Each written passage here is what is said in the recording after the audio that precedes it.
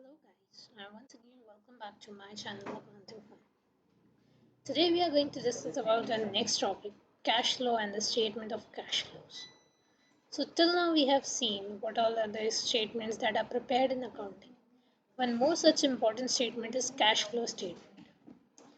Although we know that accrual transaction and accrual concept is one of the important concepts, but however that doesn't stop us to recognize or to ignore the importance of cash flows. The cash flows are very much important, and so we prepare the statement of cash flows. So, what is basically a cash flow? As the name already suggests, to cash flows. So, any transaction that is occurred in cash that incurs cash flow is called as cash flows. And cash has two kind of flows basically, the inflows and outflows. Inflows is basically when cash is flowing inside your company. It can be through any source, through your sales, or you sell anything, you rent out something, you receive the interest. So that is cash inflow. Cash outflow is again when you pay interest in cash, or when you pay the dividend to your equity shareholders, or when you pay your debt, pay your creditors and all, and when you receive from your debtors. So that is inflow of cash. So till now I hope you are clear about the inflow and outflow of cash. And now let's move on to what actually the statement of cash flows consists of. So basically, there are three major activities that any organization carries out, and statement of cash flows focuses mainly on these three broad categories. These are the operating activities, the investing activities, and the financing activities. And in addition to these, businesses are required to reveal significant non-cash investing or financing transactions as well. But in cash flow statement, we record basically these cash activities only. So let's have a look what is operating activities. Operating activity are those kind of activity, any activity which is a major business activity and you generate cash out of that is termed as operating activity.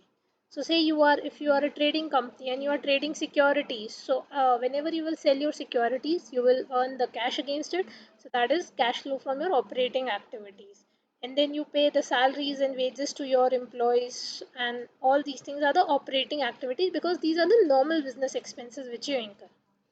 Coming to the investing activities, so if your company holds any kind of bonds, stocks, shares, investments, in any kind of debentures, long term, short term loans, investments, advances, assets, anything, that is investing activity.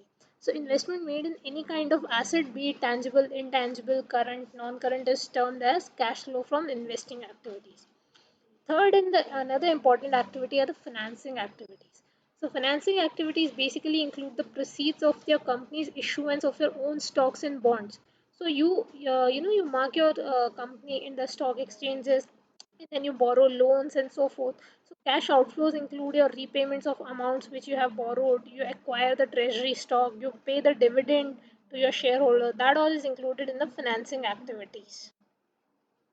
And one thing important is to note here about the IFRS standards and US GAAP standards. So GAAP is generally accepted accounting principles, whereas IFRS is International Financial Reporting Standards.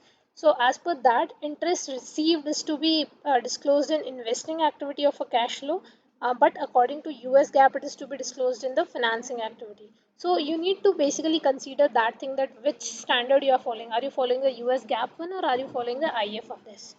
Now let's look into what are the non-cash investing and financing activities. So basically, there are some investing and financing activities which occur without generating or consuming cash.